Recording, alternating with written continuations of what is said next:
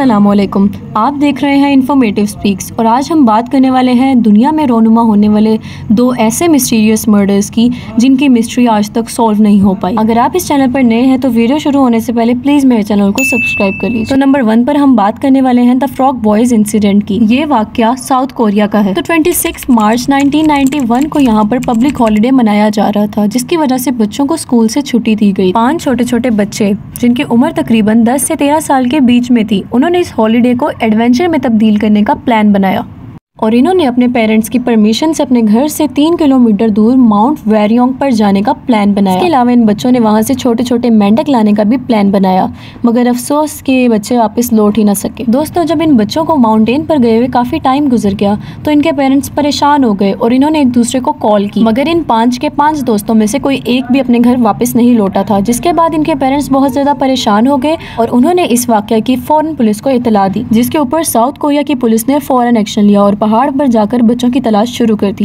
मगर अफसोस के बच्चे फिर भी ना मिले। इन बच्चों के पेरेंट्स बहुत ज्यादा परेशान थे और आहिस्ता आहिस्ता ये खबर मीडिया में फैल गई। जिसके बाद एक नौजवान ने पुलिस को कॉल करके बताया कि ये बच्चे मेरे पास हैं और अगर तुम लोगों ने मुझे भारी कीमत ना दी तो मैं इन बच्चों को मार दूंगा।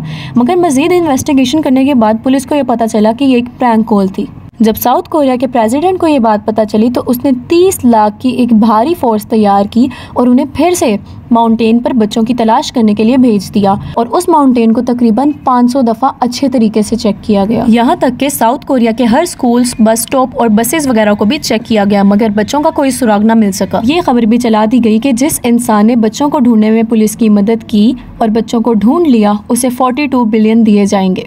मगर ये सब कुछ भी बेकार गया और फिर अचानक 11 साल के बाद पुलिस को एक कॉल आई। दोस्तों, ये कॉल एक लड़के की थी जो कि अपने एक दोस्त के साथ माउंट वेरियोंग को विजिट करने आया था और उसने पुलिस को इन्फॉर्म किया कि वो 5 बच्चों की डेड बॉडी उसे मिल गई। दरअसल उस दिन वहाँ पर बहुत तेज बारिश हो रही थी और एक जगह से मिट्टी भी बारिश के पानी के साथ जा रही थी, जिसकी वजह से वहाँ पे उस लड़के को एक स्केलेटन दिखाई दिया।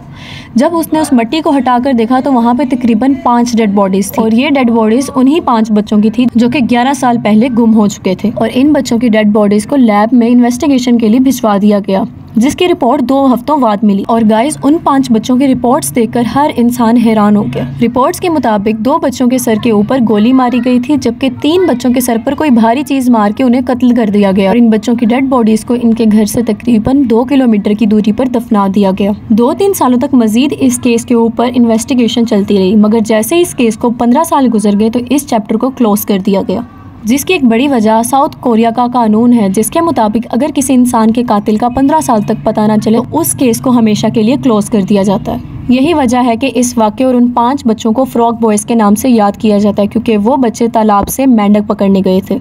नंबर 2 पर हम बात करने वाले हैं अमेरिका के शहर वॉशिंगटन के एक इंसिडेंट की।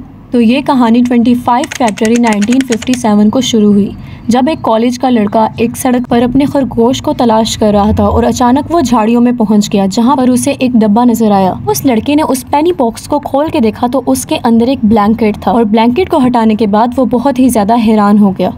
दरअसल इस बॉक्स के अंदर एक अननोन 4 साल के बच्चे की डेड बॉडी थी, जिसके जिस्म पर बहुत ज्यादा चोटों के और मार के निशान थे। इसके जिस्म के तकरीबन हर हिस्से के ऊपर ही नील के निशान थे और दूसरी तरफ ही इस बच्चे की बॉडी को वेल ग्रूम किया गया था, जैसे कि इसके बाल, नाखून और इसके जिस्म का हर हिस्सा बिल्कुल साफ था। उस लड़के ने फौरन पुलिस को इस बारे में इन्फॉर्म किया और इस केस की इन्वेस्टिगेशन शुरू हो गई और बहुत सारे डॉक्टर्स ने इस बच्चे की मौत की वजह homicide by blunt force trauma बताई। इन्वेस्टिगेशन से ये बात पता चली कि ये बच्चा 1953 में पैदा हुआ और 1957 में इसका मर्डर कर दिया गया और काफी साल इन्वेस्टिगेशन करने के बाद भी जब इस बच्चे के घर वालों का और इस बच्चे के मर्डरर का पता ना चल सका तो इस केस को हमेशा के लिए बंद कर दिया गया और इस बच्चे की डेड बॉडी को आईवी हिल सेमेट्री नामी कब्रिस्तान में दफना दिया गया और इस बच्चे की कब्र के ऊपर इसका नाम अमेरिकाज अननोन चाइल्ड रख दिया गया। और फिर अचानक नवंबर 2022 में फिलाडेल्फिया पुलिस इन्वेस्टिगेटर्स ने इस बात को यकीनी बनाया कि इस केस के ऊपर मजीद रिसर्चेस की जा सकती हैं, जिसके बाद इस बच्चे की डेड बॉडी का DNA टेस्ट करवाया गया और ये मिस्ट्री तो सॉल्व नहीं हुई, लेकिन इस बच्चे के पेरेंट्स का पता चल गया। इस बच्चे बच्चे का नाम जोसेफ ऑगस्टस था और इसके बाप का नाम ऑगस्टस जॉन जरीली था।